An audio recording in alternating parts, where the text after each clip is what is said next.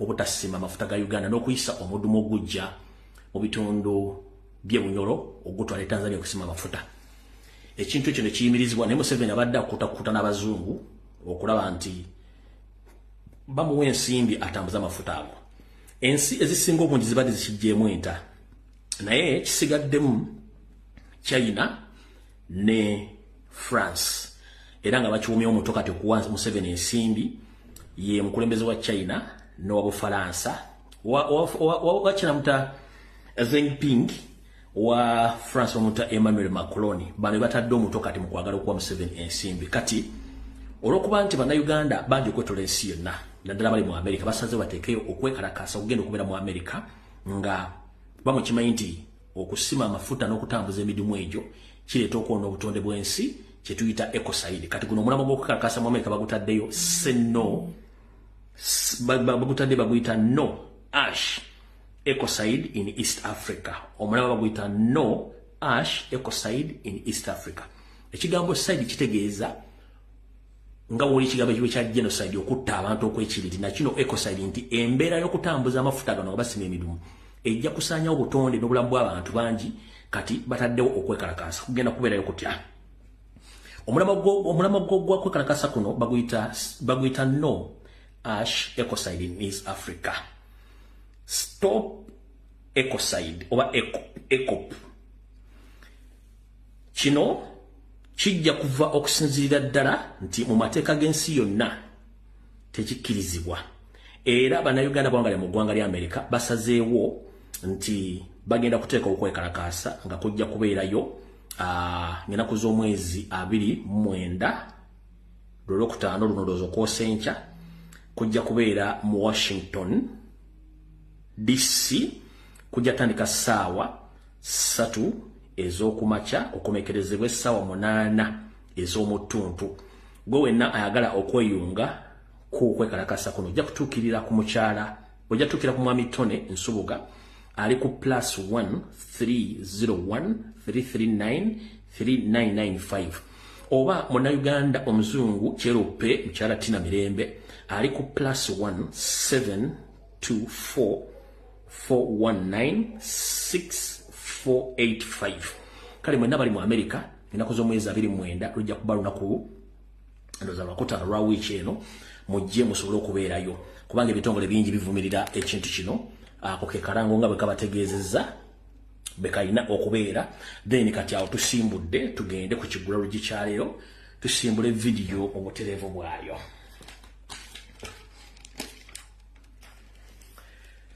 Mu Kigula Luggi kya leero ngenda kiweereza President wange Robert Kyagulanyi Ssentamu okulamusizaako ssebo ka student gy'oli gyewaleko gy'otuusaako engalo. Manyi si myangu nnyo olw'ensonga nti ebikozoganya bingi nnyo, naye engeri gy'oli nti eyeweeza omumbago bazikuba wajja mu kintu kino ng'okitegeerera ddala. Mu Kigula Luggi kya leero nkikuweereza okiwulirize bulungi nnyo. Nkijje mu lugero olugamba nti atakulekera naawe tomulekera, ennyanja ekutta omira. Mr. President Robert Kyagulanyi Ssentamu wonna wooli Ekigula Luggi kino kikyo.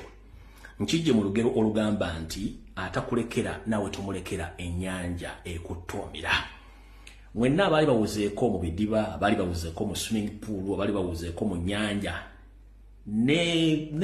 n'ebyekuusa ku mbeera eyo, bw'ogenda n'owugire wali amazzi agatakutuuka, amazzi amaanyi gagakusokka ku mutwe kuno ebiseera ebisinga batumanyi kuwuga, munnange obbira mu kubbira okwo oyaayaana okuva mu mazzi ago, naye ogenda okumira agasukka obungi kigenda okuddako ng'obbidde otubidde ng'ofudde, naye nga mu kulwana okwo oba omira mukumira kyebayita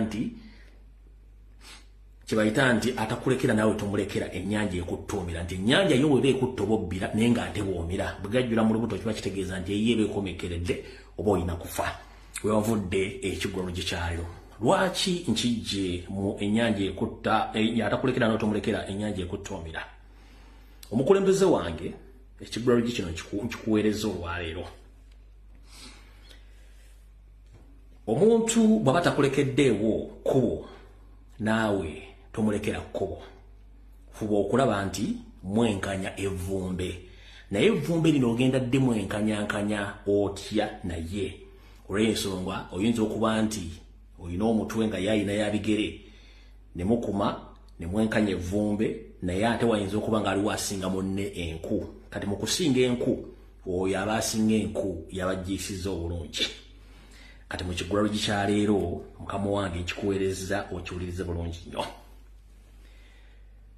nga bwenzize mbagamba ebigambo bino emyaka kati gigenda 4.5 mbategeeza ku nkwezenge eziri mu byobufuzi bya Uganda ezaateekebwawo okukyaya abantu b'ebyobufuzi. By the way, kansooke mbategeeza bano ba political prostitutes abasajja n'abakazi abadde mu opposition Museveni yabasetinga nga balina kuzannya date politics okukyaya bannayuganda ebyobufuzi nti egyo emizannyo by'obufuzi twagikoowa abantu bajayi bakisetinga nti emizannyo gye bazannya all wrangles date games kukyaya abantu byabufuzi kati mwekyo mbali temukimanyi eyo main point ya Museveni gyaleeta abasajja bano buli kaseera kubeera mu ntalo za pate bina byabufuzi kati omulonzi atuuke yetenga bonna be bamubayaye wako okulonda kyekyali ekikulu kyabwe Museveni kyeyateekawo kati omukulembeze wange omulala Kyagulanyi Ssentamu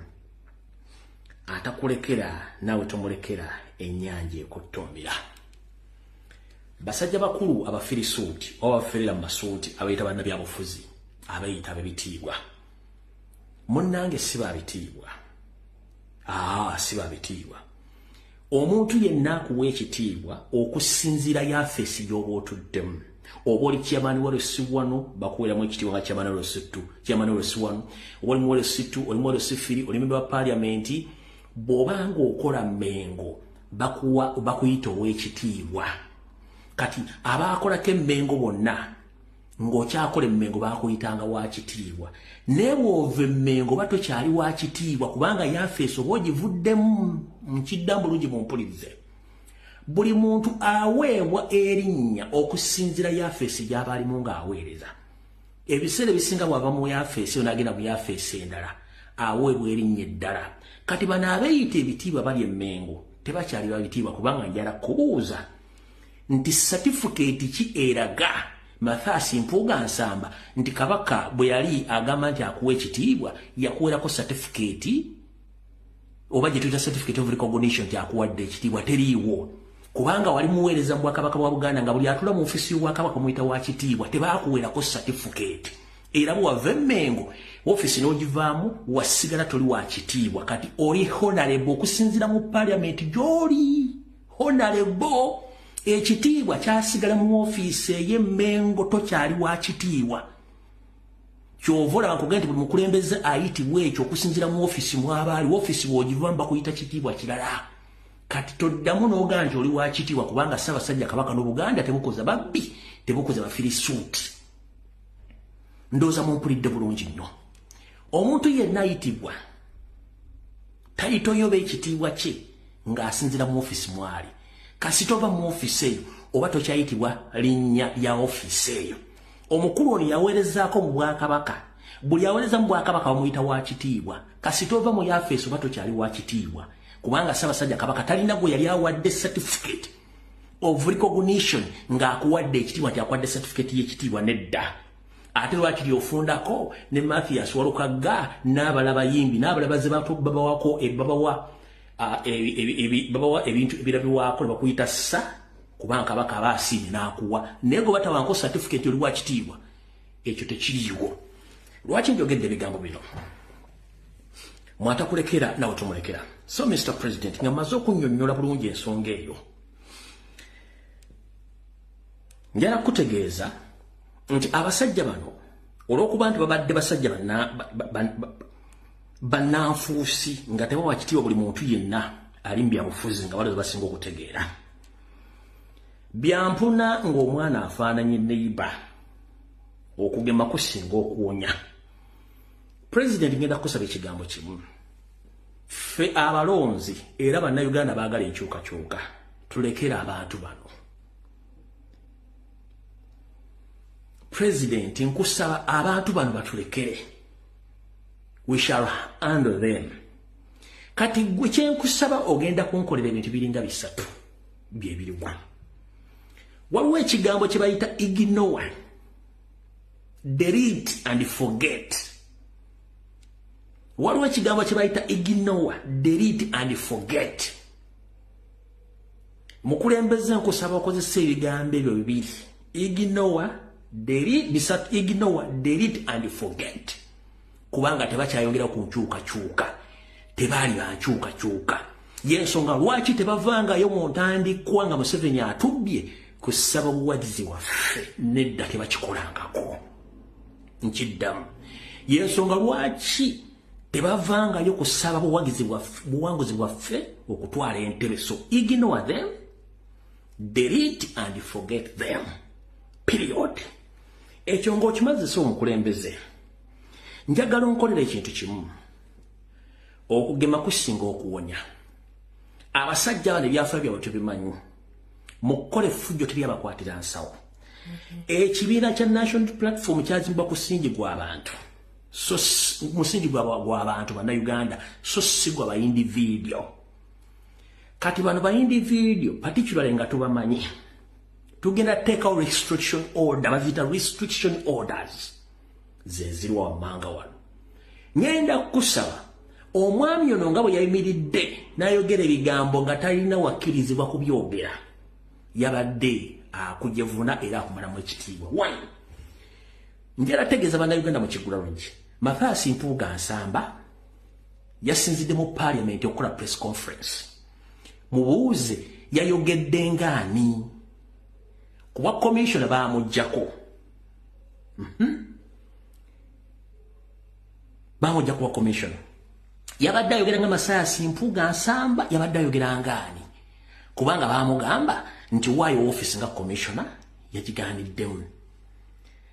Ebiga yabadde ayogerera yali tayogera nga vice president kubanga vice president n'oku erina headquarter era erina press stage. Abakulembeze bono bamira ne boogera so si mu parliament. Kati ebyo nanga abikoze omayi bagamba nti olindanga n'etonnya ne tulaba ensisira bwe zenkana emyoyo. Ngenda kusaba president oteekawo restriction order. Akabinja kabalebo MPs bona tekuba n'omwaddamu kusala ku kitebe kya National Platform.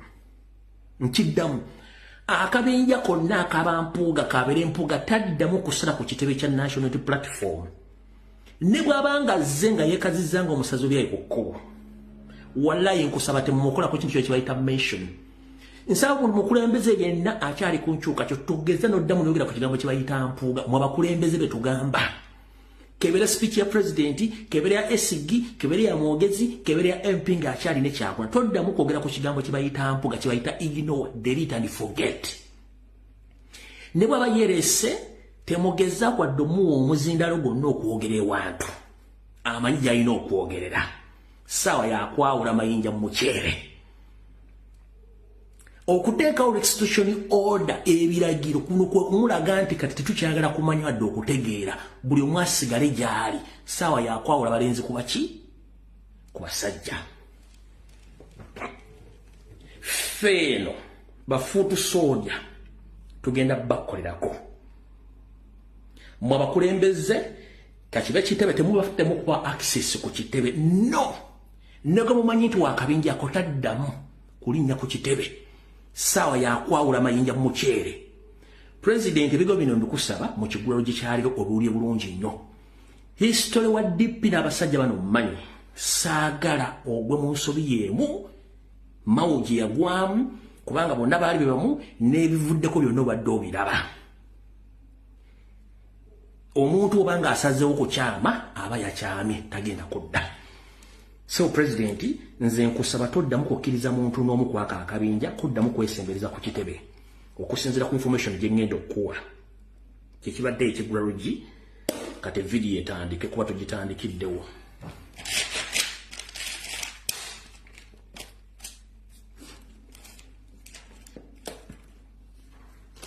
Kyekibadde ekigulalogi kiwedde kati video etandise.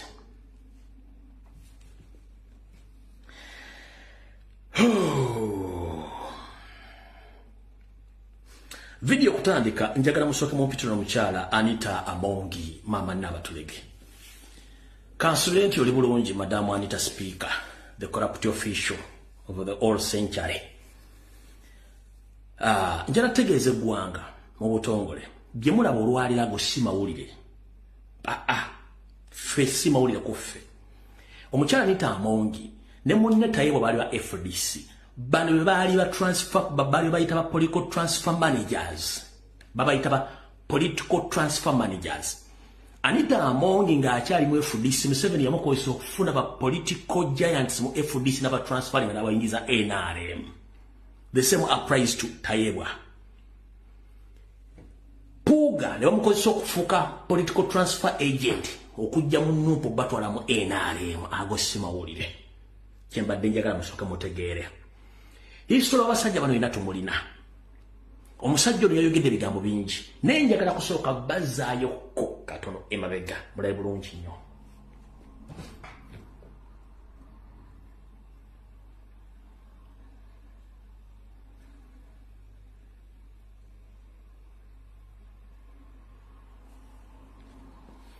Bulijjo tebagamba gye bazibayita naye nali nirabira ekige kye bayita fogisi eyo ne movement nali nagyerabira kati njibaleetedde mulyoke muddeyo mulabe nkati fogisi yo twali twagibuka nga tugimanyi wulira bulungi nyaate.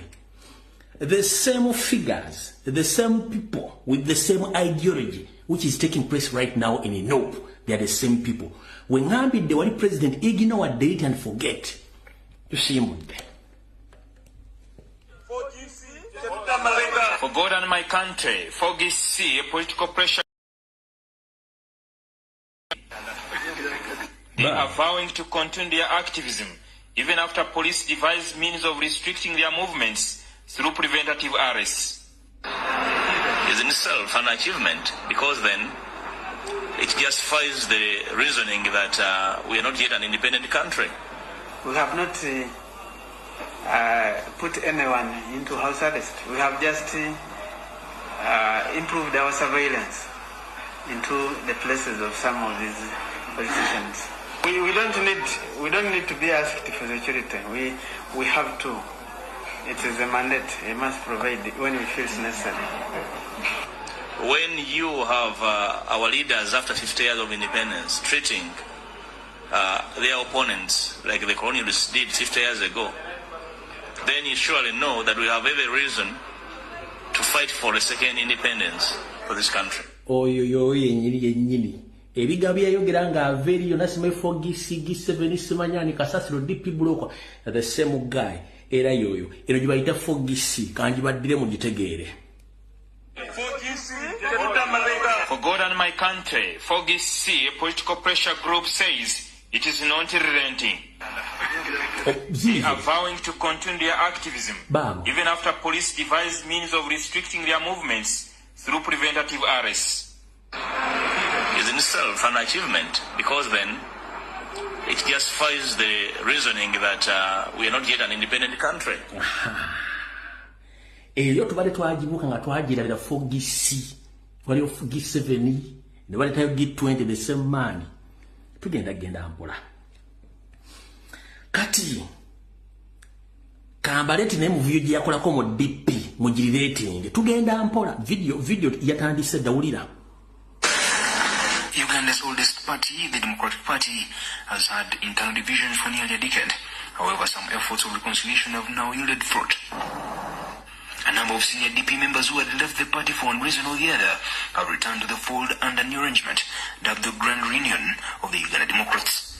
Democrats. The returnees include Butambala MP Mwanga Chivumbi, his Masaka municipality counterpart Martha Simpuga, former Chindia East MP Michael Mavike, former presidential candidate Samuel Rubega Mukako, and others. Actually, the task at hand is not just to join the Democratic Party, is to unite all forces of change in this country. And our tetugenda gende budde tulina butono nnyo ndoza mukitegedde. Kati omukulu ono Mathasi Mpuuga Nsamba ba wa Joyce Bagabe Manga akiikira Mityana municipality Nkiddamu. Omwami ono Mathasi Mpuuga Nsamba ba wa Joyce Bagabe Manga akiikira Mityana municipality guno gwe gubadde omuzannyo gwe all along. Kati kyaleese olwaleero. Kati yayogedde oluzungu lungi nnyo. Mu luzungu lwe yayogedde nabagamba bw'otunuuliranga omuntu basomeseza ekigambo ku internet kyebayita body language, facial expression ne tooni y'omuntu ng'ayogera ebigambo engeri gy'abifulumyamu lw'otegeera omuntu ono. Ebiseera bisinga Abaganda tetwogeza tooni ya maanyi na kulaga bukyayino. Abaganda tetulumamba, tetuluma mimwa no, abakabano. Abaganda tetulina ke tebayita resistance. Abaganda bayina akafanso. The moment omulamu kabayita resistance nga talina kafanso nyusi muganda kati bebasiye musajja ono. Omwami ono yayogedde oluzungu lungi nnyo, mwabirabye bulungi nnyo, naye njagala sooka kulonda mu akantu kamu ndyoke mbazanyire ekiddako ku bintu byayogedde. Yayogedde bw'ati.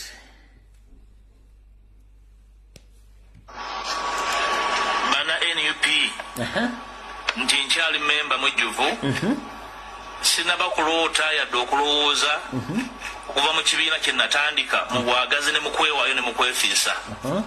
Singa nali njagala byangu nandibadde ngenda na biriwo, naye okutandika NUP ne bannange kwali obumalirivu na bwagazi bakolagana n'abalala okukyusa Uganda.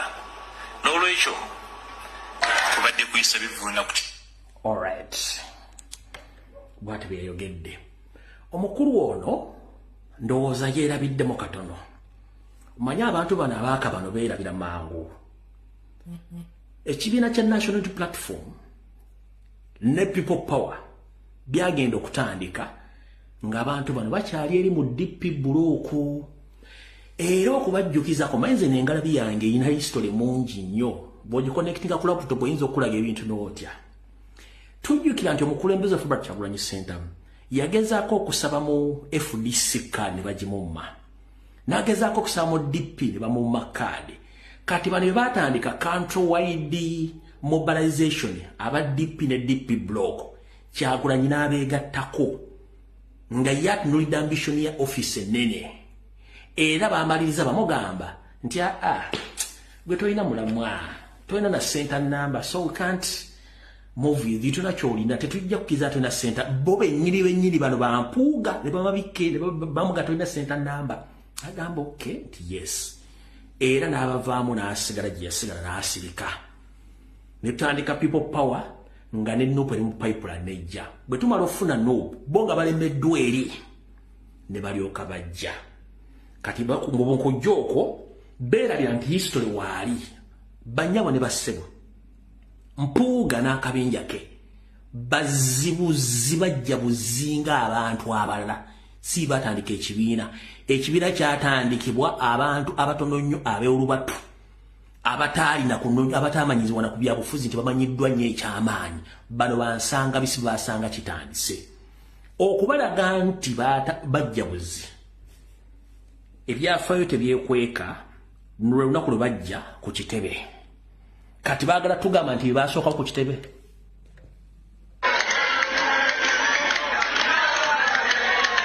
Kubadde kuyisa bivuna ku kyekyonkyanga bannakibiina ki National Unity Platform balangirira bammemba abajja babeegasseeko olwaleero. Bano mulimu omubaka w'Amasaka. Kibadde kijjobyo kusagambiza na ssanyu ng'ekibiina kya National Unity Platform kyanjulira eggwanga bammemba abapya abakyegasseeko so si abatandisi. Tulina ebintu bibiri. Bammemba abapya abakyegasseeko so si abatandisi. There is a difference between a member and a founder member. At this day, we were inviting the new members but not founding members. Mpuga, do you copy that? Twali twaniriza ba member abapya so si ba founder member. Kankaze mukawulye bulungi nnyo.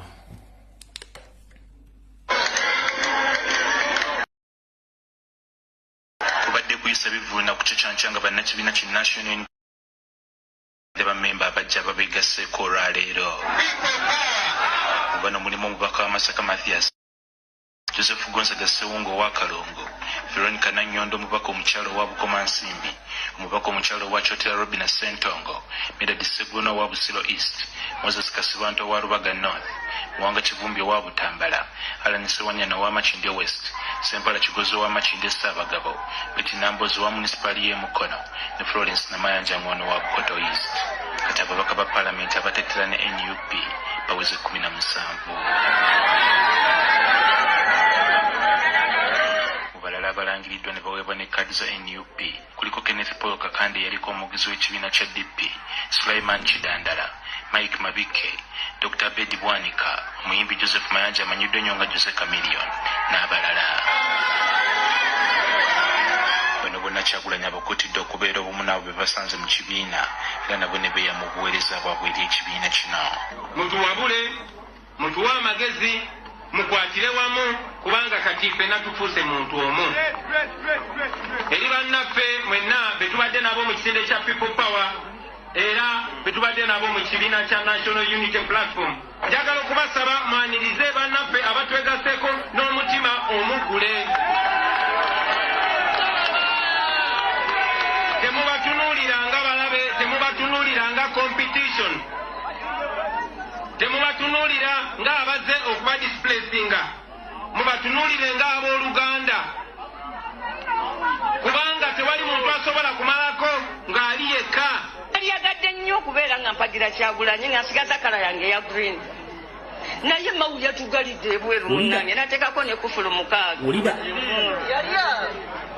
Twabadde tulina okukkiriza tutundira mu kibanja ng'obunyonyi oba okuddukayo. In fact ffe tetuze na omuyini gusigadde wa mawufe tuze n'enkumbi yennyini. Enkumbi tujja giwangamu omuyini omumyufu. Omanyi omuyini eri gwali gwa green. Tugenda okuyitayo nga mawu agusizeyo. Bagambanga nti obukulembeze buli mu ngalo zaffe ffe ffe era tulowooza nti tulina obukwata nga ffe tusobole okubeera nga tubufuna. Kyagulanyi asabye ne bebavuganya gavumenti okwongera okulowooza ku kwegatta.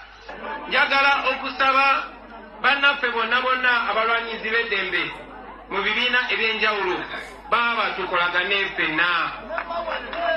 We are not each other's enemy. We are comrades in this struggle. Ssemateeka w'ekibiina ki National Unity Platform awo omukulembeze waakyo okulonda abamyuka be 4. Robert Kyagulanyi olwaleero ayanjudde abamyuka 4. Dr. Lina Zedriga abadde omumyuka we mu kisinde ki People Power gwalonze ng'omumyuka we mu Mambuka, Mathias Mpuga mumyuka mu Buganda, omubaka John Baptist Nambishi w'obuvanjuba ne Jole Mugisha ekyomugasho ng'omumyuka w'obugwanjuba. Njagala obbasaba mukozese obuvunaanyizibwa n'obuyinza obubaweebwa ssemateeka. Temutiririra muntu yenna nange waako.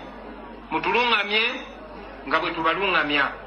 Ekikyamu mukyogereko, tukwatagane, tukole ekituufu, tuleme kubeera nga ba yes men ababaddewo bulijjo. Bobi Wine era ayanjudde ssaabawandiisi w'ekibiina Davis Lewis Lubongoya ng'amyukibwa Aisha Kabanda. Olunaku luno ndabajjukirideko ebyali mu Arua mu mwaka gwa 2018 nga lwe lwali olunaku olusembayo okunoonya akalulu k'anaakiikirira munisipaali eno. Muno ddereeva wa Kyagulanyi Yasin Kawuma mwe yafiira era bwe batyo bonna abatuusiddwako obuzibu batunuuliddwa nga bazira. Era nga National Unity Platform tugenda kusawo enteekateeka yonna erutongoza lubeere lunaku lw'abazira mu kibiina kyaffe kino. Kati ekitunuuliddwa y'engeri ekibiina kino gye kigenda okutambuzibwamu okuva kati. John Cliff Wamala, NTV Akawungezi.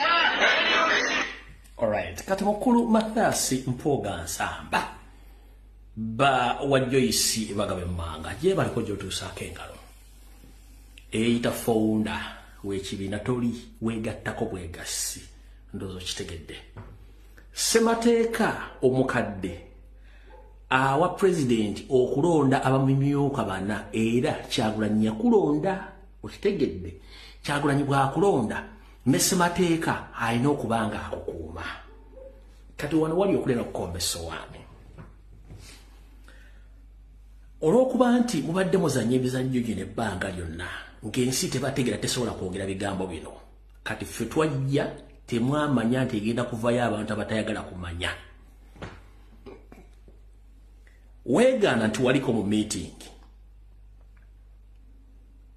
nti era ne meeting walimu gye bakubulizamu ensimbi mu press conference zonna ze wakakola ne ku TV weewala nnyo ekigambo ky'ensimbi so nga tekyebakubuuza n'olandukira ku bintu ebirala ekyo kikyamu weekweka nnyo Mmengo ng'ate Mmengo Ssaabasajja Kabaka n'Obwakabaka tebukuza babbi ekyo nakyo kikyamu ekyokusatu olina embeera y'okulengeza nga gwe weeyita nti gw'osinga okutegeera naye ng'ate baabwe okutegeera kutono nnyo okutegeera okutono ennyo kwekulwa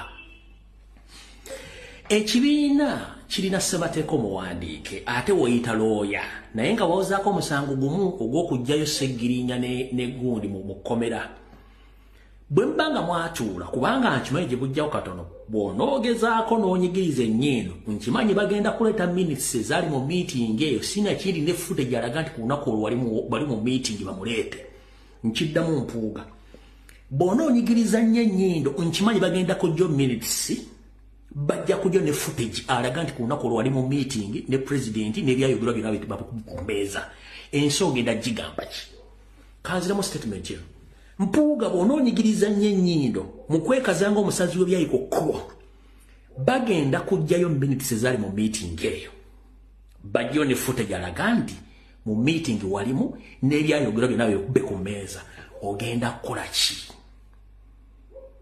tolina kyogenda kukola kati awo tetugenda genda wumpula ekisookera ddala ekintu kyali kitono nnyo baakugamba munnange evaayo weetonde bw'omala okwetonda ofisi wa commission ogiweeyo kigwe n'ogaana kumbe gwe oli ku mission baakutuma kati looya eyawoza omusango gumu ogw'ekitundu bwe kiba ekibiina kiwandiise w'amateeka ekitiibwa mukyala Anita Amongi Mama Sologate Nalongo political transfer agent constitution ya Uganda giwe ekitiibwa ne parliament giwe ekitiibwa omanyi mmwe abaasoma amateeka mu kadinisa mulowooza abantu bategeera bayinzawo okusoma omuzungu okuleeta kyali kiwaani omuzungu okuleeta omukusoma kwali kiwaani it was kind of flawed education is flawed kubanga bw'osoma ebyafaayo byonna abasajja bajja bafuga ensi baali tebaasoma nga bakozesa ngalabi education is flawed kati baflawudisita mwafunyamu omukisa ogw'okulaga sikiriza mwezi obubbi here we go mukyala Anita Amongi parliamenti y'esseteeserezo akola amateeka ensi kwetambulira yes tuli mu nkola ya bibiina byabufuzi yes gozaaki constitution egamba nti ekibiina ekirina abaka abangi kyekiba kiri mu buyinza ekibiina ekiddako kubeera n'abaka abangi mu parliamenti kyekiba kirina okuvuganya gavumenti oba ogiraga amakuba makyamu n'okuba gatereeze era ekibiina ekyo kyekironda abakulembeze baakyo lwaki constitution tekugamba nti kale olw'okuba nti eno parliamenti ejja kulondanga leader of opposition erondere ofisi zonna lwaki no kubanga ekibiina ekiba kibadde ekyokubiri constitution ekiwa obuyinza okulonda abakulembeze mu parliamenti abo kyebeesiga era Ssemateeka bange bawa obuyinza lwaki constitution tekuwa buyinza gwa Anita Amongi okulonda obukiiko bwonna bwa parliament nga ne opposition mweguli Anita Amongi kubuuza lwaki sigwa obulonda kubanga constitution egati political party eba ey'okubiri yeerondera abakulembeze abagenda okubeera ku bukiiko ne leader of opposition so sigwe so kyewakoze okuwandika ebbaluwa nga togenda kukkiriza Mpuuga kufuluma mu wafeesi eyo njala kutegeeza nti ekibiina kyekyasindikayo Mpuuga so sigwe so si parliament so bwe kibanga ekibiina kyagenda nti aveeyo takyasavingira interest zaakyo ekyo kitegeeza nti nuupu ekozesa constitution rights zaayo kiringa Edmaster ine essomero omuzadde mwana akuletera omwana n'omwana n'asoma bubi omuzadde naga nti omwana ngenda mujja mu ssomero Edmaster tona lukusalugana muzadde kujja mwana mu ssomero ngali performinga bubi nkiddamu essomero kasira nteekayo omwana wange essomero ngali performinga bwe muyisa bubi nina right ye mujjayo kati gwe Edmaster oga nti omwana agenda fuluma mu ssomero azikulu Anita Amongi mission yo tugimanyi era twagitegedde kubanga Ssemateeka awa ekibiina ekibadde ekyokubiri okulonda abakulembeze baakyo era akiwa ebbeetu okusikayo omukungu yenna akoze obubi. Kati Nuupu yakugambye first and foremost nti interest zaayo mu parliament kuwa commissioner yazijjeeyo era n'omuntu gwalitayinize wamulitayinize mu bukyamu kyonna kyakola obuli bw'enguzi obubbi n'obukumpanyi obugenda mu parliament ng'ebbaluwa wagifunye kitegeeza Nuupu tebulina mukono ne bakuba kugenda mu kooti kuwaabira parliament bajja giwaabira nawe bakusibiremu. Ekyo kimanyi bulungi nnyo. Yo Nuupu ekugamba nti commissioner gwemanyi zaake muloko mwagala kukozesa Mpuuga akole transfers bulungi nnyo ng'alina political office kye mwagala okukola. Mr. President kinira kitukweza Anita Amongi akozesa Mpuuga okukola political transfers ye Anita Amongi ziyakola nga mu FDC. Naye Mpuuga tasobola kukozesa transfer powers ezo nga talina office yadde y'abalema. Alina okuba nga alina office at least ey'abalema ng'eya commissioner alyoka atandika okukozesa powers ezo y'ensonga lwaki yamulemezaawo. Naye amulemezaawo mu bukyamu. Y'ensonga lwaki akola ebintu ebyo. Kati ffe ekibiina kyakugambye interest zaakyo ze zikyayagala Mpuuga zaagala zaake era bwe zimanyi mu mateeka. Forgery, corruption, theft, mismanagement of public funds Nuupu tezimanyiiko kubanga ali mu office yavunaanyizibwa. Ekyo kikyamu. Madamu Sadoline ndowooza kifunye bulungi nnyo. Ono lw'okuba nti mwamu omusimbi ayono n'ekibiina alina okikola ng'alina political office enene mu parliament kye mwagala omukozesa akola ebintu ebyo naye tetugenda kugenda ye. Katugende ku nsonga endala. Mr. President Robert Kyagulanyi Ssentamu uliriza bulungi nnyo. Omukulu bwe yagambye in a week, I think today is Wednesday. I think last week najja nembanyumiza ka firimu ke bayita No Retreat No Surrender. Kamaze n'emyaka miyitirivu kakaddemukko. Nenzije ne baga nti boso mu meeting gye bali mu makaage ekyengera balina option ey'okukola retreat okuva gye badde bagenda badde mabega beetonde bakomeyo balwande mu kibiina. Nakyogera kansubye nti abali ku video munzijukira bulungi nnyo. Nabagamba nti bagenda kukola retreat. Kati mu kukola retreat kyekyo kyavudde mu retreat bajje balwanire munda. Kajjera mumpulize bulungi nnyo. Ebigambo Abedi Kapale byayogera Abedi Bwanika biba bya Mpuuga munfune bulungi. Ebigambo Abedi Bwanika byayogera ku TV, ku radio ne ku social media si bibi bya Mpuuga. Ebigambo Mpuuga byayogera ku TV ne ku press conference ne ku radio si bibi bya Anita Amongi. Muntegedde bulungi nnyo. Ebigambo Abedi Bwanika byayogera ku TV, ku radio, ku social media ne mpapula z'amawulire si bibi bya Mpuuga. Ebigambo Mpuuga byayogera ku TV, ku radio, ku press conference si bibi bya Anita Amongi. So bw'olaba Abedi Bwanika ku TV si abayogera oyo Mpuuga. Bw'olaba Mpuuga ku TV ne ku radio ne ku social media oyo si Mpuuga, oyo abeera Anita Amongi ng'agattiddwako Ssemwayi, agatiddwako ne Museveni. Ndoza mufunye bulungi kamba n'okunywa ku mazzi.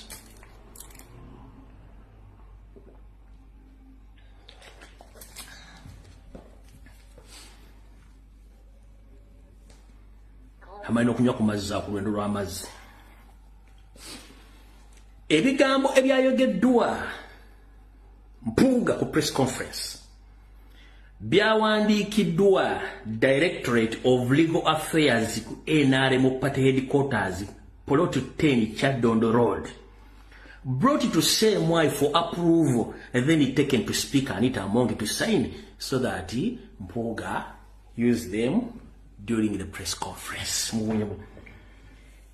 Ebigambo Mpuuga byayogedde byawandiikiddwa avunaanyizibwa ku nsonga z'amateeka ku kitebe kya National Labourers Movement ekikulu ekisangibwa ku ploti 10 kya Dondo Road ne bireetebwa ku Ssemwai okubikkiriza ne bane bitwalibwa ewanita Amongi n'abisayininga n'abiwampuuga n'abyogera. Munfunye bulungi nnyo. Muntegedde bulungi nnyo. So ebigambo manjala nnyo mbabuli ebintu bino mubitegere bulungi nnyo. Kambadde mmondo ogusembayo.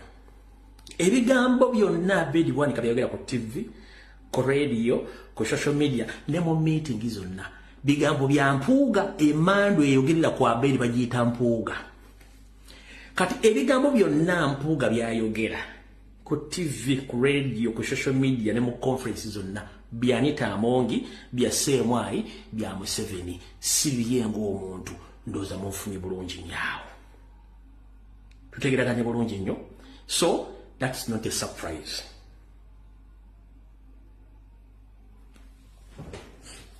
Kati ono okukuba endeka mwoyo ajjalwande mu kibiina kike bapulaninga. President Tuula funa akatebe Mama Solomon akuwe binyeebwa akweleko n'ekikopo kya chai nduseetule.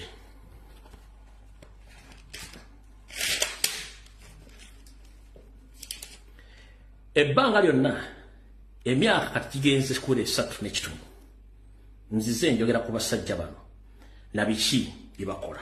Kati nga sinasumulula twelyo kansooke ntegeeze ba comrade bwenna n'ekibiina kya National Platform.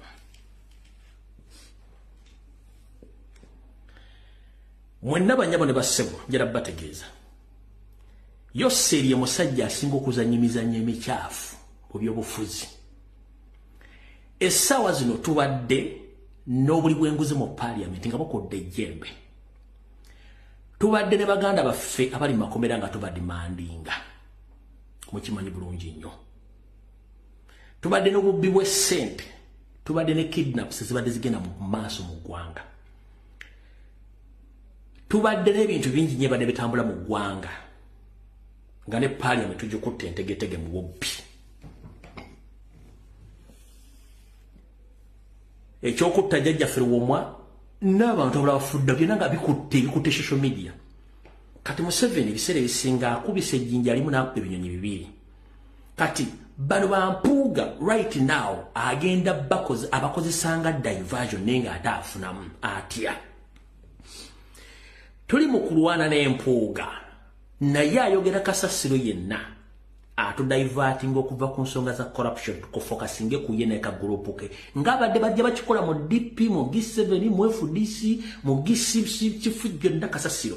Kati ffe tujje focus ku nsonga za corruption, ku nsonga za kidnap, ku nsonga za kudimaninga bannaffe tufokasinge ku mpuuga ne ka group ke.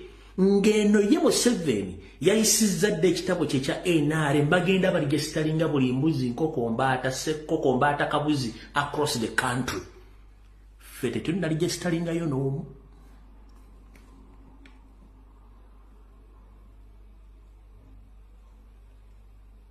Ompuja bulungi nnyo. NRM eri mu kukola political rallies across the country tetunnakola wadde y'abalema.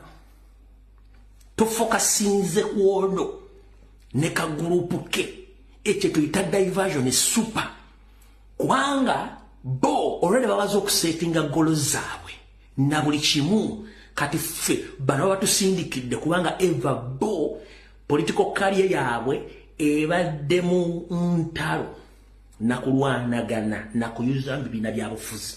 So, but tuba tumanyi nti bano mission yawe eva yakulwa na kuiza mibina bya bufuzi. What is the solution to stop these goons?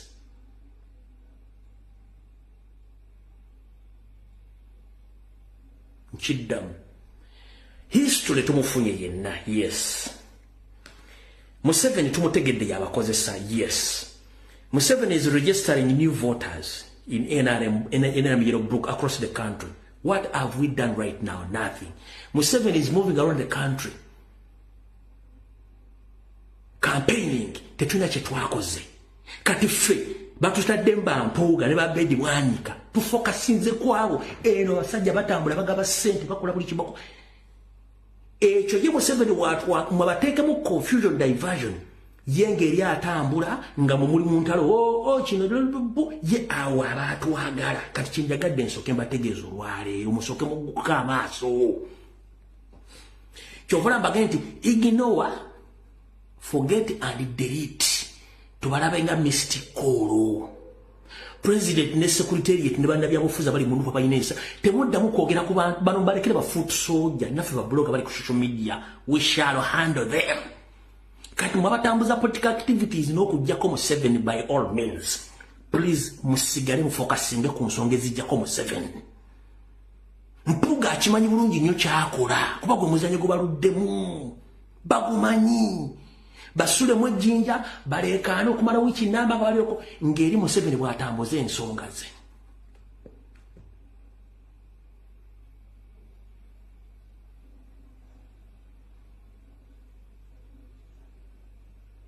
okitegedde bulungi nnyo bano babakozesanga diversion tetukyayogera ku kidnaps tetukyayogera ku corruption tetukyayogera ku butujju tetukyayogera ku dimaninga bannaffe abali mu makomera batutadde mu kintu kimu ky'abaana abantu ng'ate kiri well set okitegedde bulungi nnyo noza munfunye bulungi nnyo kubanga NRM eri mu campaigninga bagaba ssente bagaba emmotoka Museveni atambula na wali nene batambula kati ffe tetulina kye twakoze awo tuvudde osagala barisa abajjukira obulungi omukulu Bedi Wanika ne munne Mathias Mpuuga Nsamba oza lwaki batandikira Masaka kubanga baamanya bagenda otandikira ekintu kino kati kansumula oluwombo mukusookera ddala abasajja bano baali bamanyi bagezi nnyo era nga tebamanyi nti politics abantu bamumanyi kyova olaba nti batandika ebintu bino nze ne mbayingirirawo lumu January abataategeera ne balyoka bavu balumbuye ekisajja kikyononye struggle kivuma abakungu kivuma abahonedwenga okay no problem no worries munvume mujja kitegeera kulasti nze namanya before mission bana abasajja twabakubanga n'ebikonde kuba mbadde mbamanyi mission baali bakintu bakitandika dda naye nga nze obusitako nze abadde omuziziko all along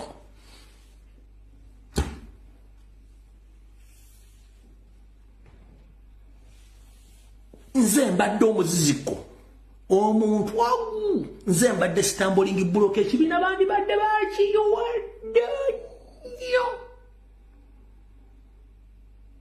nze mbadde stamboling block ng'omusajja akola structures mu diaspora nga yambibwako Charles Peter Mayiga naspendinga sente ne yeyambisa DP block ne DP okukola structures mu Nuupu nga yambibwako bebajja nabo ekyasinga omumala enviri ku mutwe n'agamba ono lumbu yatulemeddeko kikyayagala yabaaki basanga sira kyenjagala nga njagala nsi yange. That's the difference between me and the other bloggers abasinga bali money-minded. Nze si njagala ensi y'okusinga ekintu ekirala.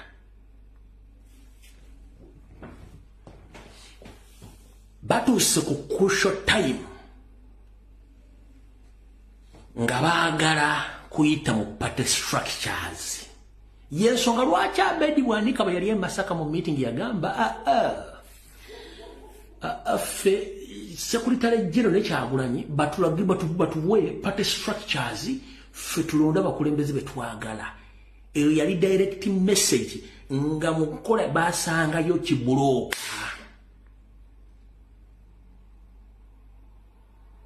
Bwanika yali asaba party structures kubanga gye bagenda okufuna party structures basangayo ekibuloka nga tekibakkiriza kufuna access ku party structures. Yensonga lwaki babuuza party structures tebaziraba. Basanga basooka ne basensera kati ng'engeri yokka ey'okuyuzaamu Nuupu ey'okubiri yali yakuyita mu party structures abajjukira nga tutandika president yalonda ba coordinators across the country ne mu diaspora bonna ba coordinator babagula kati bwe bagula ba coordinator president asigala mu bbanga kati omanyi wandikola ekintu okulumya omuntu n'onzikiramu oyambe ekkiriza bwe bagula ba coordinators ne president yakola oba aliko mpooza abambogo n'agamba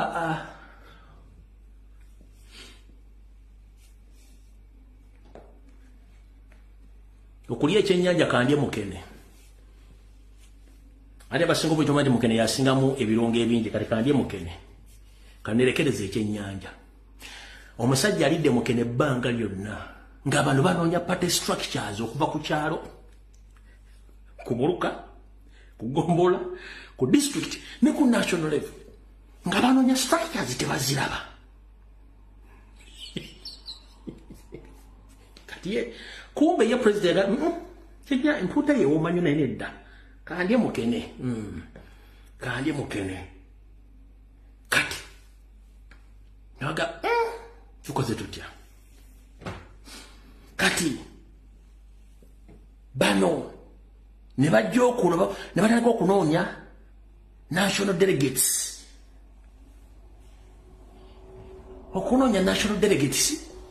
nga baali basuubira nti ejja kubeerako abantu baabwe bonna bagenda tutuuka ku national delegates ogyetegereza nga balinga abali baka TV aka black and white bagayi enjaga etukubye bukubi oba biya yatukubye kati nga ne national delegates nyini national delegates members tebategeera bulungi nnyo kati ye awo biri boneka ndaba basiraba kati ekyo nakyo nekibalema kati kyovola babiri boneka ngati ba national delegates nze badde simanyi nasanga okusoma eno bia neri nesanga ko Mickey Wine nga tasobola kitende kati tasobola kitegeera kati ne basoberwa kati Abedi ajemasa ku kusaba asaba party structures nga baagala kuyita mu party structures zonna penetrating bazigulirire bo bajje nga bafuutikamu abantu baabwe nga bafuutikamu abantu okutuuka ku national level kati bwe batuuka ku national level bwe bagenda mu national delegates okulonda okukyusa obukulembeze wallahi Kyagulanyi tasobola kuvaayo baali bagenda mukuba akalusupa awe ne bigera biwanike kati bagenda okutandika okunoonya party structures nga tebazirabako okutuuka ku delegates party members nga wali olawuseeko ng'empologoma enkugoba naye nga weezinza olaba togenda naye nga empologoma egenda okutuuka ku n'otuuka neweesumulula ebigere noga ebadde ndi nga obadde kannabano ebadde bwe bali kati essaawa zino Mr. President nsaba okukuloopera Mathias Mpuuga Nsamba n'akabinja ke konna bali mu kutambula kyalo ku kyalo parish ku parish sub-county ku sub-county county ku county bagenda bafuna emikono emikono gye bafuna bagenda gikozesa okulaba nti 1 bakuwabiranga omuntu 2 bawaabira ekibiina 3 ekisembayo bayite forcefully national delegation bonooganda mugenda kumalira mu kooti oba munaaganda mugenda kumalira mu kooti kati eyo time gye bagenda okutwala okukola vulugu yenna eri mukama we Museveni ng'avuga emmotoka agivuga etali ku mipiira teriko n'amatala ye ng'avuga kati nga mumuddamu bino ate simabiki bagenda tandika okuteekawo ekintu kye bayita okutandika okusabotaginga okuva wansi already ebintu bino byatandise dda mu district e Masaka byatandise dda batambula basala omugambo Luweero batandise dda batambula basala omugambo Mityana batandise basala omugambo Nakaseke basala omugambo omuyitirivu oguunya n'okuunya naye abasajja bano omanyi obusiru bukuyonsa sengaawo mu nzikiza ng'omuyita nnyoko nkiddamu obusiru bukuyonsa sengaawo mu nzikiza ng'omuyita nnyoko ebigambo byonna byeboogera tebikwatagana biringa mpale za mukama wa Museveni zitya bw'ogamba nti Kyagulanyi atambula nnyo emirimu gy'eppati tagikola atambula nnyo mu mwezi gumu ali nnyonyonyi 10 oba mu mwaka ali nnyonyonyi 10 kati such argument ku myaka emikulu egy'abasajja abo kikyololeza muntu oyo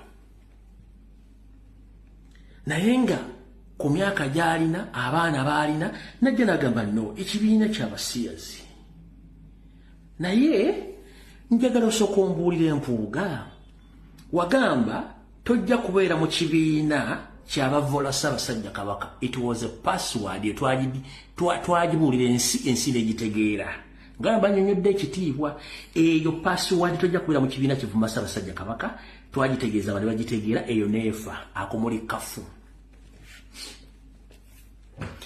tojja kubeera mu kibiina ky'abayaaye ako nako ensi neekategeera nako ne tukakuba tukateeka wali togenda kubeera mu kibiina kya famire ffenna ne twetuuma Kyagulanyi sentamu ako nako ne kafiira mu kkubo ne kafiira wali tojja kubeera mu kibiina ekirimu bugroups oba small gods ekyo nanto ekikuba ntukisuula wali wayise ennaku mpawe kaaga nojja nga wenaanise mu busuuti bw'abafere ne bugalubindi bw'ababbi b'ebibanja n'amataka n'abakyusa empapula mu kooti n'oluzungu ng'olwogera oluma amannyo olinga agaya bigigi kolowooza otegeera nnyo sigenda kuva mu kibiina kye natandika azihuwa kitandika ddi ate ekibiina kivoola Kabaka ekibiina ky'abayaaye ekibiina kya famire ekibiina ky'aba small groups ekibiina ky'abasiyazi mbuuza mpuuga watandika ddi okusiyaga Abedi Bwanika gwe ne bw'oyogera seewuunya ekibiina ky'abasiyazi okyagaza kigwa atali musiyazi imagine pastor and if I may ask ani yalabye kukaanako wadde akendali oba ku mukazi wo wadde owettulu Abedi Bwanika nze mbuuza gwe atali musiyazi ekibiina ky'abasiyazi okyagaza kya Abedi Bwanika emmiya pastor naawe empuuga atali musiyazi ng'ate mu kuwujja ebiwojjolo gwasinga ekibiina eky'abasiyazi okyagaza ki ne Bibuli ekugamba ebya Kayisaali mbyewo nga Kayisaali n'ebya Katonda biwenga Katonda okusinzira bwe mwavoola ne mwolona ekibiina kyaffe nga mukitumya amannya agawerako kino yali automatiki transfer ebajja mu kibiina ne mugenda mu kibiina ekirala lwaki ekibiina ekyenjogeddeko ebintu mwayogerako lwaki mukyakirimu nojja munnange nga wenna omegeredde oyambadde bugalubindi olinga kano akatabo ke twasomanga akanayo English course kebayitanga kuba kwaliko akakireva kati abasoma nayo English course kakuba bakayitanga kireva kati si ekyuli olwaka ng'ojjambadde bugalubindi nze sigenda kuva mu kibiina kye twatandika ne bannange mpozi ddi awo tuvuddewo n'ogamba tugenda kitereza DP nkoba za mbogo yabalemu okutereza mwaleka mugisudde ne mujja mu DP nga bwe nzanye video nebalemu okutereza mwaleka mugisudde ne mujja mu okutuwaka yabalemu okutereza mwaleka musudde ne mujja mu G7 yabalemu okutereza mwaleka mugisudde ne muleka G4 yabalemu okutereza mwaleka mugisudde ne muleka Suuli mwaleka mwe balimi okutereza na mugisuula kati nojja n'okola G20 mu nuupu n'enjikuba n'enjiwa Windows kati oyagala kutereza nope nga obadde zootereza biri byonna byozoosuula mukulu nze mbuuza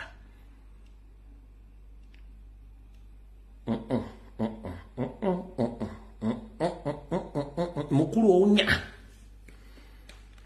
owunya tolina kyosobola gamba ggwanga weewumuzeeko ogende mu makaago ssente ozifunye obeere n'abaana bo ne bakazi bo nga bw'oyagala teri agenda kuyingira mu bed affairs zo oba mu relationship affairs zo nobody but politics togenda kutuzanyirako. This is our country. Tolina kyogenda kutereza mu nope nga bwatereza ki era nga bwatereza ddi tolina singo badde wakutereza just a mere request to resign or to apologize to the public and resign from your office naye yakulemye okukola ogenda kutereza ddi bwoba nti ogenda kutereza nga a mere request which was asked by the president to apologize to the party and to the public and resign from your office yakulemu kati ogenda kutereza kinga n'amateeka amawandiike togakkiririzaamu mukulu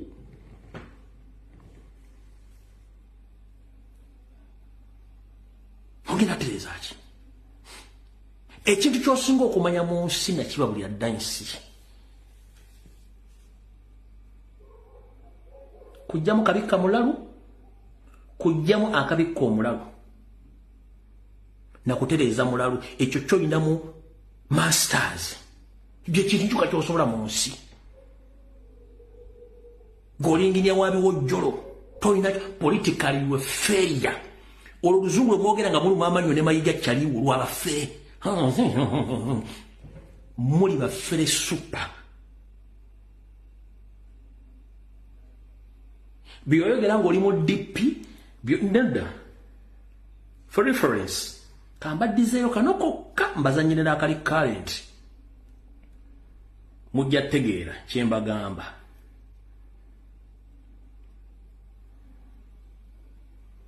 kano kokka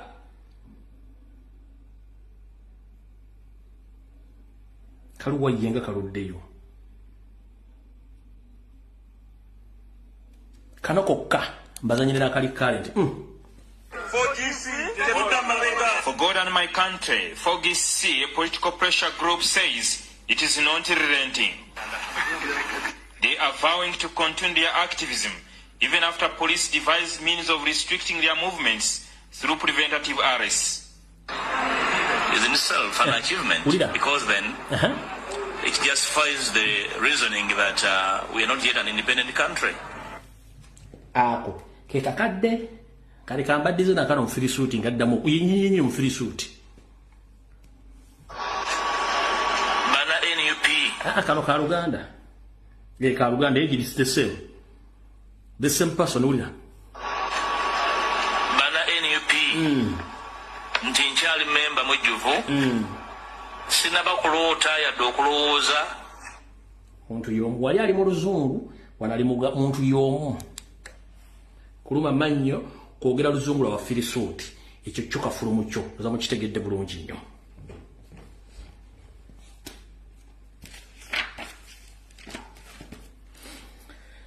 kati olw'okuba omwami oyo yagambye nti ekibiina agenda kibeeramu kubanga bagenda kulwanira munda mu kulwanira munda ze ziri structures ze batandise okugenda buli district nga basala ku president omugambo nga basasula ssente kati bagenda tuzza mu ntalo ng'eri mukama bw'agenda bw'atambula nga ffe tuli mu ntalo ekyo nakyo mukinogera eddagala nga bukyali ono omusajja yeetaaga restriction order nga ne ku kibiina talinnyawo ffe mutulegere bafuutu sode mu bakulembeze temuddamu kumentioninga muntu ono olya bulungi nnyo ekyo nayo tukitegedde bulungi nnyo kuba ombuuza yayogedde ngaani takyali commissiona kyekisooka ekyokubiri owa party vice president yabadde alina okwogera ng'ali ku kitebe teyabadde ku kitebe kati yabadde ayogera ngaani eyo nayo question mark eri awo kati nze ebyange mbibagambye ngyalatudde wano bulungi nnyo kyembagadde ekyokuba nti batambula okwetoola eggwanga lyonna okwetoola mu Buganda nga bali mu kukola ki bali mu okutandika okuyita mu structures entonto neziriwo batandise okuteekamu ezaabwe nga bagende basala omugambo ku buli district n'ekyalo. Ebintu bino babikola batya? Kati kankunnyonnyole. Mu byabufuzi ebyaffe abavuganya gavumenti, kino nkyogera nina experience okuva mu Democratic Party. 1, tulina be tuyita ba mobilizers ku buli kyalo. Tulina obukiiko obwa LC1 obwa LC2 obwa LC3. Kati buli level etuuza meeting yaayo, ne meeting eyo ejjamu omukulu abavudde either ku parish oba ku gombola oba ku district, najja n'aba briefings ezivudde mu bakulu. Kati bano kye bakola, kati batambuza propaganda okuva ku kyalo mpaka waggulu. Kati meeting bazituuza, sente bazina at their disposal, at their own disposal. Bayina sente, they are facilitating. Sente bazifacilitatinga. Kyovola yagenti fe tusiva mu kibiina nja kirongoosa, tagenda kulongoosa, bagenda bwe kiba kitagagenda mu kooti bagenda kikola. Mr. President, don't be surprised nga bakututte mu kooti n'ekibiina kya NUP bakitutte mu kooti nga bakivunaana emisango, the same group. But ku lwa Katonda n'ensi yange nga ssemateeka ngamba nti omuntu yenna ajja mu public office abeera mukozi wange. So buli politician yenna asiikinga appointment ng'omuntu yamulonda, you a servant. Munnansi ayina right okujja mu office by all means, era munnansi ayina right okukolako ng'obuyinza bulagira singa oba weewunza. Baboyi mwenna gye muli ku byalo w'osangira Mathias Mpuuga Nsamba, simanya Abedi Bwanika, kwata omuggo mugobe ng'agoba omubbi w'akagaali. Bano bakozi baffe, tetwagala mukozi tumanyiira. Nkiddamu, mwenna bannayuganda, munnabyabufuzi yenna aba anoonya mulimu, ng'era omulimu gw'ogumuwanga omulonze, ne sente z'akozesa ziba zo zamuwa musolo, ne ofisi gy'atudde mu paliamenti eyo. Kati omukozi gwe waleeta mu maka ago okukolerako emirimu atandikira okumanya ng'ennyumba gwe wagyezimbira, oyina right y'emukuba emigo n'omufulumya. Ngenda basaba oba kuziika oba lumbe oba omusanze wonna nga yembagaza ng'akabaka sibe ku ggaali katambula kamegeredde, kwata omuggo ku bambuzi, teri mukozi agenda tumanyiira. Mwe baboyi mwali mwatujja dda by'obufuzi nga twabinyiigiramu, era ye sisitimu gye mukola okunyiiza n'abantu bajja by'obufuzi bagati politics yatutta mankwe zijjudde. Eno tactic mbale mugikozesa ebbanga ddene. Nabagamba nze nali nava mu by'obufuzi nga nabyesonyiira ddala emyaka egiwera olwo abasajja bano ebintu bye bakola olwatugenda kukkiriza kumalira nsi, w'osanga ebisajja bino mu bikube. Nkiddamu bano bakozi baffe, teri mukozi kumanyiira ng'alya ku nsimbi za muwa musolo. Bwe bali mu famire ne mukazi we nga bali waka don't, but in a public place nga boogera ebintu by'ekisiru. Kuba mission yali akuggyako Museveni na gavumenti ye, abasajja Abanyarwanda bakozesa ssente z'omuwa musolo kubanga bagwira, okusasula embuzi zinnakabege, okweremeza mu buyinza kuba bakimanyi nti bali mu kifo kikyamu. Mu kuba embuzi ezo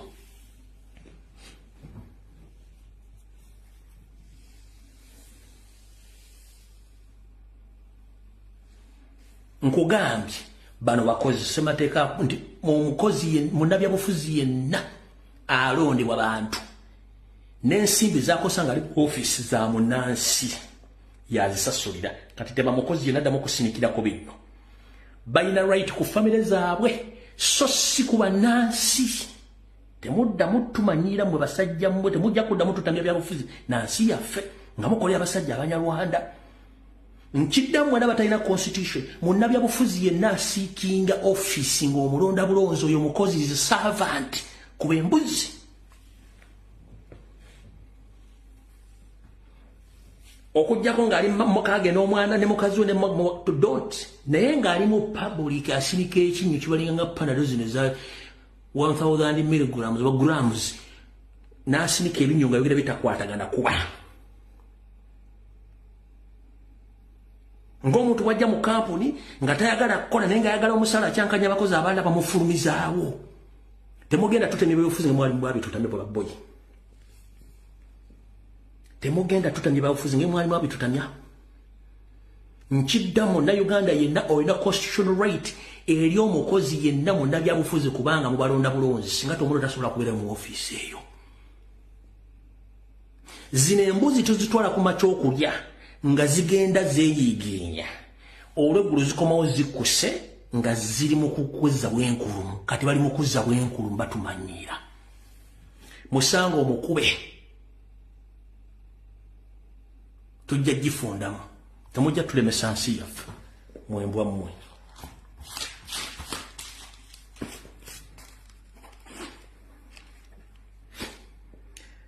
kati mumpulirize mwenna ba foot soldiers ba leaders mu national platform mugenda tandika okulaba okulemesebwa okutegeka emikolo nga poliisi egikyankalanya oba egigoba ne bakuba ne tear gas ebintu bino byonna bigenda kukolebwa naddala bino message njagala egenda abantu bamu Wakiso mwenna chairman wa Wakiso mukulu Lwanga Bwanika nga yagira ku kadi national platform ono y'omu ku basajja ba Mpuuga abali mu kutambuza structure zaabwe okumegga Kyagulanyi ono yakolaganye ne poliisi ku biragiro bya Mpuuga okutandika okukuba tear gas n'obutakkiriza lukungaana nali ya bufuzi nebeera consultation nebeera tournament ya mupiira nebeera meeting bagenda bakuba tear gas nga ono mwami Matiya Lwanga Bwanika yali mu kintu kino n'Empuuga mu okwetula Wakiso yonna era orders yazirina ka staff natu wagenda kulera mukono gwa Nuupu oba mupiira oba kwa byalumbu bagenda tandika bakuba tear gas mugenda kirabako ne mukulu Matiya Lwanga Bwanika nalina kwezonywa ganda kuleka kubanga ensete kumanyie Wakito sirikako sagala kwogera bintu binna kwogera ko muganda wange Lwanga Bwanika oyina bintu bikyamu waki muntu yita abantu ababi ebintu bino byonna byogera Lwanga ogenda kuswala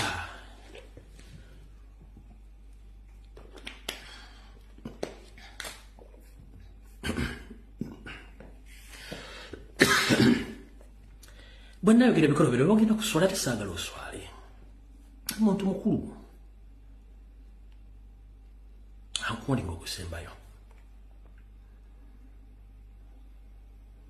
weesonyiwa okukyankalanya ekyukakyuka lya ssente zo nkuwoninga omulundi ogusembayo Matiya Lwanga Bwanika ebintu bye nayogera wano nga mbireese nga ne evidence weeri ojja kuswala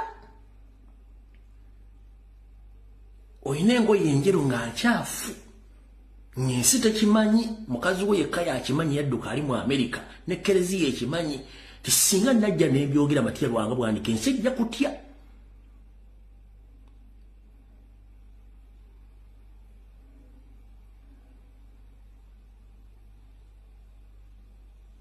guno gwe mulungi ogusembayo kuwoninga Matiya Lwanga Bwanika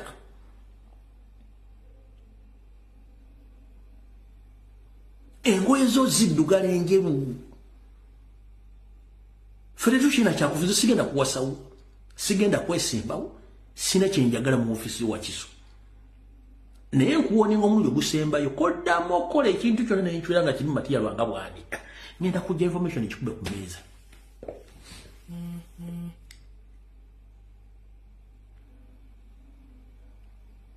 n'abalina endaaje mbadde genda basinafunayo mugireete anze bampita pate spoiler nze nja byonuna nja kuyira olweje lwa information ogweri oziikire mu office ngese badde tekimanyi nze bampita pate spoiler naddibanga sibeera wali bintu biteese nedda njala bintu bikyankalanye azilonga azinawe yagala kukyankalanya nze ndi pate spoiler naddibanga tebeera mazzi tabeera mazzi gateese yeekwata wantu wali bikyafu ekyankalanya amazzi erikange gakyankalanya nkuwoniinza omulundi ogusembyeyo mukatoliki beera mu ofisi yo ya ssente zo va mu nkwezenge twagala change essimu yange public egimanyi n'abatya okwogera ebintu bino gye bali bangi naye nze sitya kubanga basina tteeka lyemmenye kuwoninga omulundi ogusembayo Matiya Lwanga chairman wa C5 wakiso va mu bintu by'okukyankana n'okulemesa enkyukakyuka. Nze ndi naddibanga geno nyiza akanyuka bayita naddibanga sibira wali mazzi gateese kuba mbasijja kukwata byennyanja byange. Njagala wali bikyankana bye byononefu bye njagala.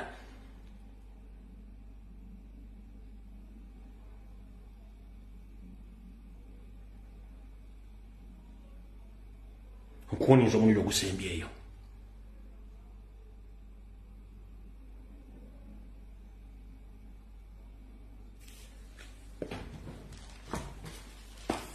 So buli comrade yenna asikinga office oba agenda okukola ekintu kino nga kyakukyusa Museveni weegendereze nnyo abasajja bano kubanga ennamba esinga obungi y'abaana bali mu makomera gurupu ya Mpuuga yawangayo abaana bano. Nkiddamu abaana bonna abali mu makomera Mpuuga ne gurupu ye bawangayo abaana bano batya. Museveni tumala omukuba akalulu anoonya we forward okukulinga ekintu kino. Njagala ombulire at one time Mpuuga lwe yagamba nti we are demanding our victory n'akagrupu ke konna tewali.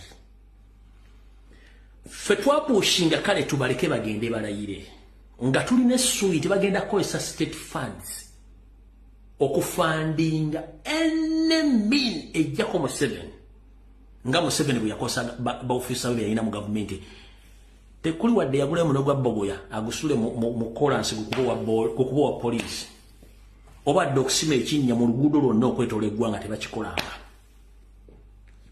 Wabula abaana tebaali tebamanyi baakolanga meeting ez'okwekalakaasa eziridde ddire n'ez'okutandika okukola surgical operation kye nali maze osomesa eggwanga weebuuze lwaki bwe nayogera ekigambo surgical operation waliwo bacomrade ku social media baakikuba.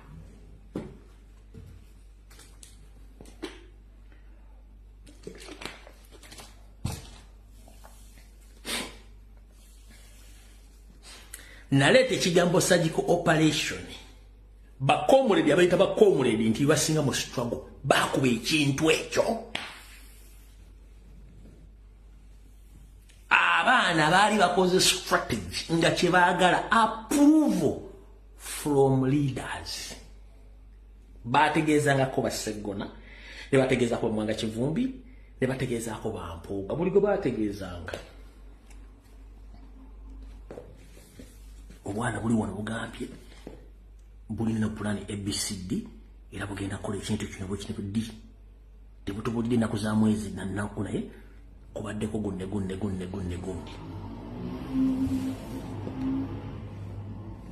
Oba olyawo abaana bonna nga bebalya goloza lwaki baalonda nga baapiikinga nga mutwe gwe jangu n'abantu balapiikinga gwe jangu bebaana era abaganye okusayininga ebipapula bya Amnesty mu kkomera ndowooza kati mukitegedde.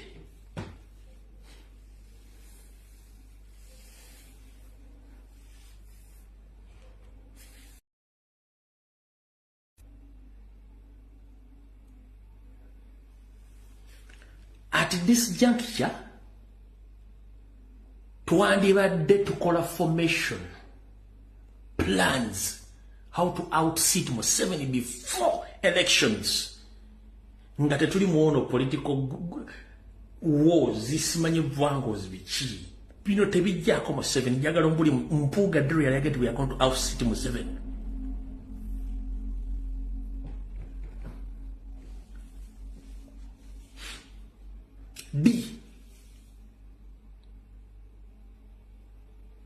Njagala mbulire Mpuuga ebbanga lyonna lyamaze from UID baali bamusibiyeko mukomera Sseggona Lubega kiri ekya Namboze lwa bakwata batwala eri kyali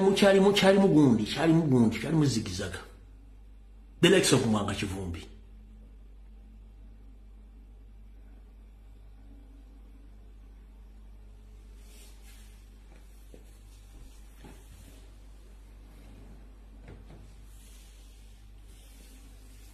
essaawa zino focus fenna abagala enkyukakyuka yandibadde to outsit Museveni before elections. Batutadde mbino, Simanya will not get out of Nupu.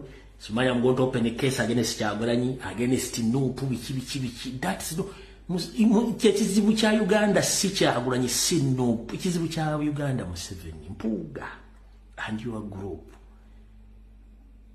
Nupu is not the problem of Uganda, and Bobi Wine is not the problem of Uganda. The problem is Museveni. Kiringa abstain from sex to avoid HIV and related STDs. So the problem of Uganda is Museveni. Tumujia kututia. That's the only thing. Jegmuino kudraftingo tula wan so sikuja. Ate pate structures. Ate atambule minu dichukunu musi. Sugwe minu ni makajo ingira Kampala.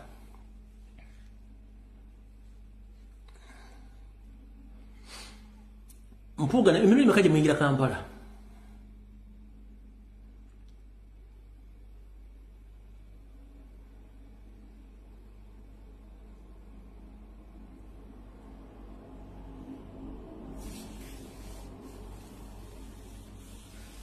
Mwenna mutambula parliament bwasede mugenda mufulumbe mugenda mulya sente ne mugenda mu conference musoma yoki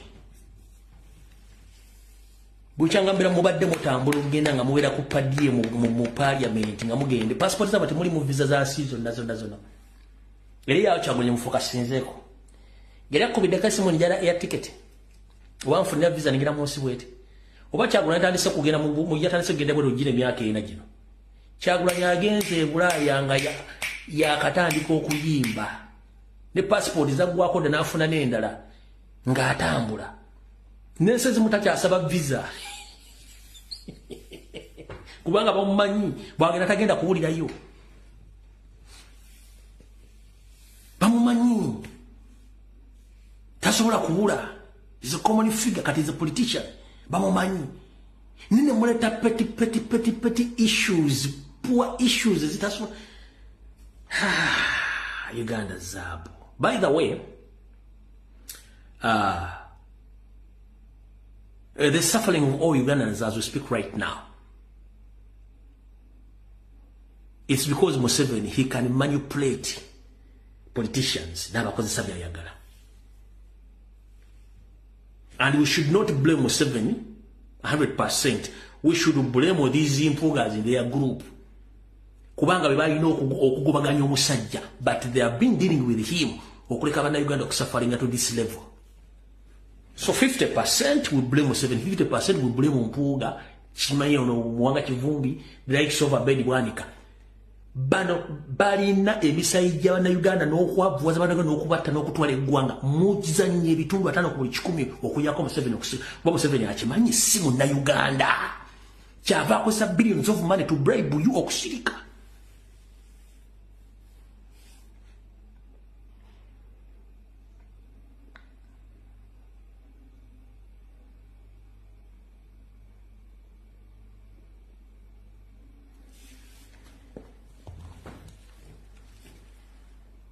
All right. Katudeke no ka box.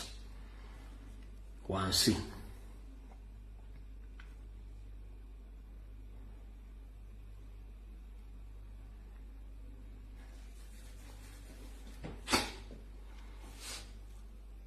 Ono musajja yawali bate Museveni.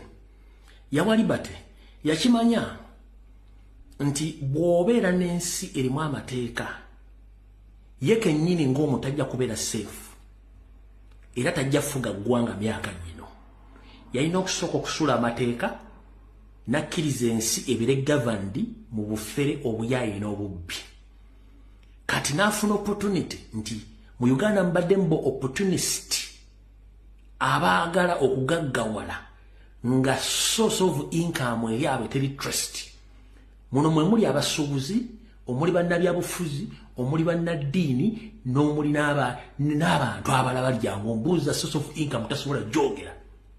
That's why nti omuntu ajja ku ttaka lyo n'alitwala kubanga awagira NRM kubanga amateeka yasooka n'agajjawo na kyobona buli mubbi buli mufere alimu NRM protecting NRM including ba pastors ne bakulu b'amadiini sijja bawulamu gwatali mubbi era nga toli mufere katojisaagala onyiige nkiddamu bw'oba oli munnaddiini nga toli mubbi nga toli mufere saagala onyiige nga njogedde ku bannaddiini abafere bannanfuusi n'abali b'enku abali b'enguzi saagala onyiige njogerako oba otamanyi nti bali enguzi era abafere bakulira Museveni benjogerako njala munkwate bulungi nnyo mu nsi ezaakulaakulana ekintu kye bayita public fund sente z'abantu ziweebwa respect.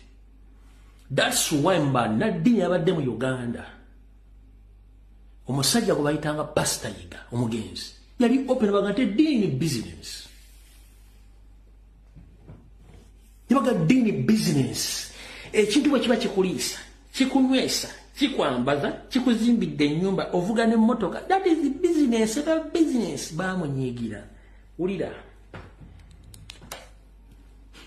nkyagala n'okwogera ku kigambo waliwo mu mabadde bankokinga ku social media onane ku TV nti nagambye church is a business.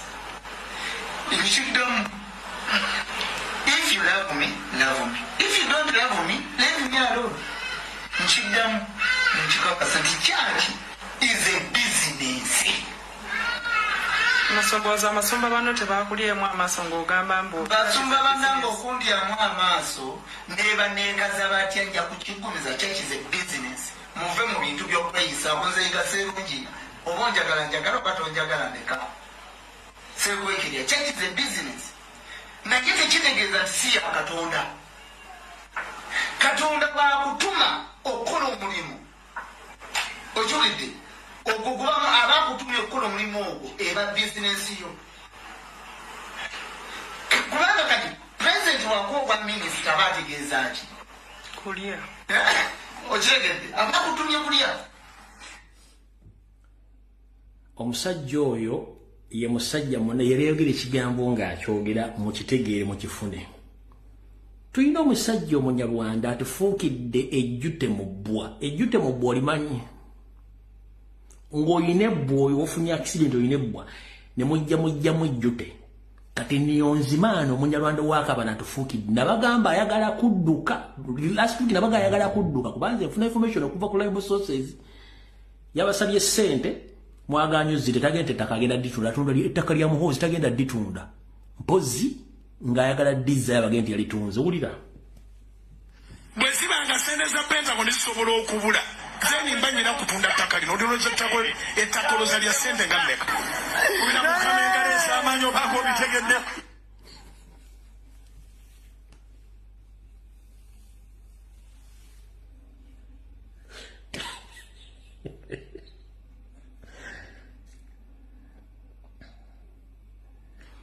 wonna mukama Katonda wooli wakola kyamagezi nnyo okwekweka. Wonna mukama Katonda wooli wakola kyamagezi nnyo okwekweka. Kankabaddiremu bwe zibanga sente za Pentagon zisobola okubula zeni mbanyira kutunda ttaka lino olinoza ettaka oloza lya sente nga mmeka olina mukama engaleza amaanyi obaako obitegedde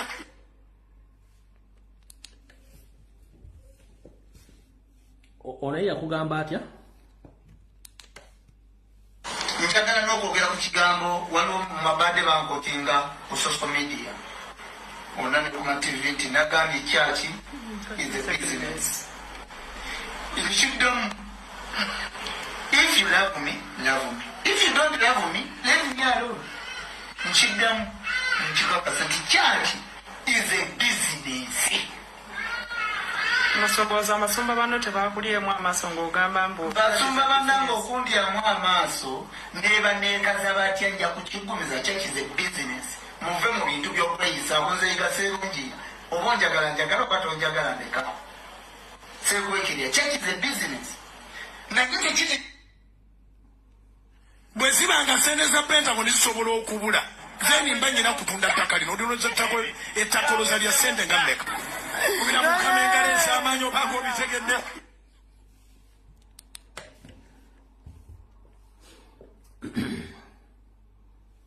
kati abasabire wa Pastor Bujongo temukyali ndiga ali muli mbata kabuzi nkiddamu abasabira ewa Pastor Niyonzimana temukyali ndiga muli mbata kabuzi kubanga n'endigo genda ogiyimbula ku muddo gyebeeriridde omuddo ng'enkuba yatonye emala kwenyinya bweti n'ejjako omusulo naye mwabatenyinya mwabaki muli mbata kabuzi kubanga munyumirwa nnyo amazzi Mukama oli musajja nnyo nga nfundikira nabagamba ng'omuntu ali eyo yenna ng'onoonya Mukama Katonda ojja kulayingira eggulu by all means naye teri musumba tukuba teri abasumba basinga obungi tebagenda kulaba ku ggulu ojja kuyita ku musumba wo oyingire eggulu ogamba ate pasita ng'osigadde father ng'osigadde musosodoti ng'osigadde sister ng'osigadde naye nga gw'okoze ekigw'oyingidde kubanga bali si batuukirivu bayambala ebyo byafuula batuukirivu naye nga munda si batuukirivu era naye nkugamba nti sabanga Mukama Katonda wo ng'ofuluma ne bw'obodda kye bayita essabo oba essabiro buli wamu osobola okusabira Mukama n'akuwa omukisa abasumba batuufu gye bali ng'era akusabira n'akuwa n'amagezi era abo Mukama bakwase omukono ogwa ddyo ogutuulako abakkiriza bokka naye bano abasumba betulina ab'ennaku zino boonoonye buli kintu bamazeemu n'essuubi abantu buli musumba yenna omufaatha yenna omusisita yenna omusosodoti yenna ng'okyasabisa okyabudaabuda endiga za Katonda ng'ozitwala mu kkubo ettukuvu Mukama akuwa ekyosinga okwagala wabula buli musumba yenna omusosodoti faatha omusisita oba omubiikira ng'obuza endiga za Katonda olw'ebyenfuna n'okwematiza Mukama akutwale muliro gutazikira abantu bano bagenda okujja nga bibasusseeko wakane mu kibira ng'essuubi lyalina kwe kutuula awo asinzire mu kyaki ayogereko ne Mukama Katonda we ng'amanyi nti omuntu agenda omukulembera muntu mutukuvu naye nga si mutukuvu ne bakomekkereza nga bakazi ne basajja batto bafunye diploshoni oba depletioni ne batuuka n'okutunda ebyabwe nga balowooza abakulembera batwala makumu matukuvu kumbe babatwala mu kuzikirira muganda wange ali eyo Katonda gy'ali mwekwase nga gwe kennyini weesabira mwana mugimu ava ku nguzi bw'oba tosobola kwesabira gwe kennyini ne wekkusa mu mutima gwo n'okwesabira kitegeeza ojja kukomekkereza mu mikono emikyamu egy'abantu ab'ekikanga ekyo Mukama akumpeera omukisa ng'osobola okwematiza mu kusaba n'okutuukirira Mukama wo Katonda eyakutonda nga ggwe wonna bw'oba omuwagadde okusabira ewali abangi tekikutwala wa Katonda butereevu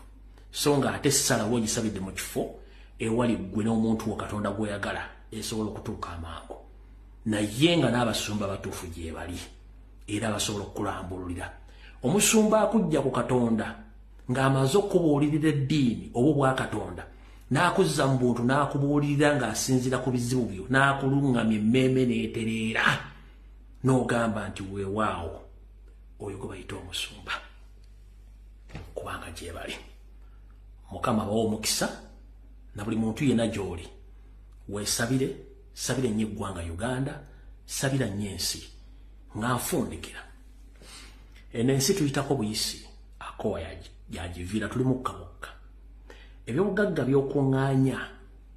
okuŋŋaanya bya bwereere kubanga atari gwe babiziika naye ekyobugagga ky'olina mu nsi gwe mukka kossa mmere gy'olya ekitanda ky'osulamu n'obudde Katonda bw'akuwadde ku nsi yissa mikwano gyo bulungi yissa abantu bulungi kubanga toli wansusso ku bantu abalala abaali ab'ensusso Katonda yabatwala kati ffenna tuli mu kifaananyi kyekimu ne bw'onoba munnamagye ng'owa orders batte bannayuganda ojja kukobekkereza bwewadde order okutta nga mulina okusinkana ku lunaku lw'enkomerero ogenda munnyonnyola ki ne bw'onoogoba omuntu ku ttaka nga gweyagala kuzimbako faamu oba ssomero lyabonebona asula wabweru musigaza ekifo kyekimu nnya ku 6 tebagenda kuzikana ssomero eryo na ttaka eyo ng'omuntu ali mu kufera munno ng'omubba ensimbi abonebona akaabe jjukira nti ensimbi eriko amaziga teyala era ojja kukomekkereza nga naawe bayibuli bye yagamba nti bw'olimala okufera naawe bali kufera ojja kufera naawe alina enteekateeka etuula n'opulaningira munno mutta naawe waliwo akupulaningira okutta naawe waliwo akupulaningira okutta buno obubaka bugenda eri Museveni n'abasajja bammwe eno ensi tekungulwa abasajja badde mu nsi nga teboogerwako bahitira bamusoliini n'engulu Elizabeth Queen naye ali luddawa n'engulu okulaba nti bagimutwalako tebagimutikkirako era bagimulekera mutabani we yagirina kikuwa ekyokuyigirako lino kkubo munno bw'aserera muwa omukono omusike tomulaga kitala kubanga ffenna twabumba mu bbumba lyerimu tetulina njawulo ensiŋŋana mu nfuna gabera maanyi g'oyo omuntu nkiddamu ensiŋŋana mu nfuna gabera maanyi g'oyo omuntu gaba atadde okusinga mugago era enfuna yo gemaanyi Katonda ge yakuwa obunafu bwo bwe bwavu bwo toddiranga obunafu n'obunenyeza omuntu omulala Mukama bankuumire buli muntu tulangako wansi weebuuzeeko abaali ab'amaanyi baalagawa amayumba agaali ag'amaanyi bannyinigo baalagawa emmotoka ezaali ez'ebbeeya baazivuganga baalagawa kubanga bino byansi byakwewunda kyosinga okuba nakyo mu bulamu gwe mukagossa emmere gy'olya n'ekitanda ky'osulamu ensimbi ozeeyambisaako bweyambisa olunaku olutuuka olina okugenda nto ekyogenda ttwala Mukama bakuume. Mweraba.